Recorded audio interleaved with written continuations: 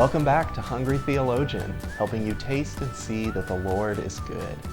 Broccoli is a favorite vegetable in my household, and it's delicious. But you gotta stop steaming your broccoli. Steamed broccoli is just so boring. Today I'm gonna show you why roasting your broccoli is way better than steaming, and I'll give you a bonus cauliflower recipe. So let's dive in.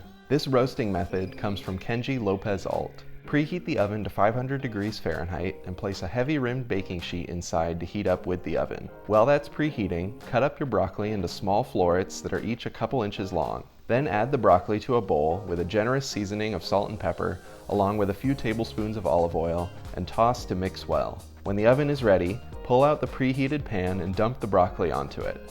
The broccoli will immediately start sizzling. Return to the oven and cook for 10 minutes, flipping the broccoli about halfway through the cook time. The end result is the best broccoli I've had. It's caramelized and sweet while still maintaining a nice crunch. Top it with the juice of half a lemon and enjoy immediately. We'll roast the cauliflower using the same method as the broccoli. 500 degree Fahrenheit oven preheated with a baking sheet. But this time we're leaving the cauliflower pieces about twice the size that our broccoli pieces were. Once again, add a few tablespoons of olive oil, season generously with salt and pepper, and toss. Dump the cauliflower onto the hot pan once it's preheated and cook for 20 minutes, again flipping halfway through the cook time. With the cauliflower, we're going to get a little fancy and make a vinaigrette while it's roasting. Combine 3 tablespoons olive oil, 2 tablespoons roughly chopped capers that have been drained and rinsed, 1 tablespoon honey, 1 tablespoon sherry vinegar, a 1/4 cup of raisins, 2 tablespoons finely chopped parsley, and a 1/4 cup toasted pine nuts. I toasted mine earlier using the broiler in my toaster oven. Shake the pan every so often so they heat evenly. Just pay attention and don't walk away or you'll definitely burn them. Mix the dressing well and season with salt and pepper. Once the cauliflower is done, transfer to a plate, top with the dressing, and enjoy immediately. The nutty sweetness of the roasted cauliflower is complemented well by the acidity and the crunch of the vinaigrette.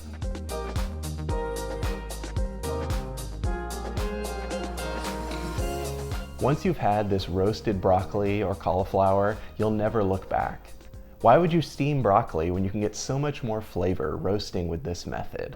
I'm currently in a series on my favorite vegetable recipes, and the eating of plants comes right at the beginning of the Bible. In Genesis 1:29, right after creating human beings, God tells them, "I've given you every plant yielding seed on the face of the earth, and every tree with seed in its fruit. You shall have them for food." A repeated refrain throughout the first chapter of Genesis is, God saw that it was good.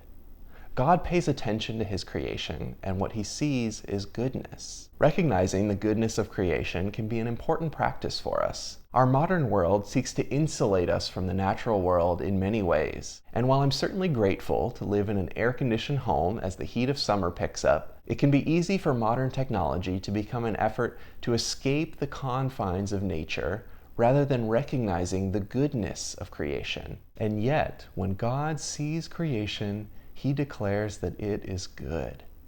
And he's given us this good creation with plants that are good for food, with broccoli that every kid knows looks like a mini tree. Isn't that awesome? Enjoying the plants that God has given us as part of his creation can be a way for us to recognize the goodness all around us, to recognize God's goodness imprinted on the creation. Preparing and enjoying vegetables is one way that we can pay attention and recognize the goodness of creation. And if you can grow your own vegetables to cook, that's even better. So let's enjoy the fact that God has given us plants that are good for food.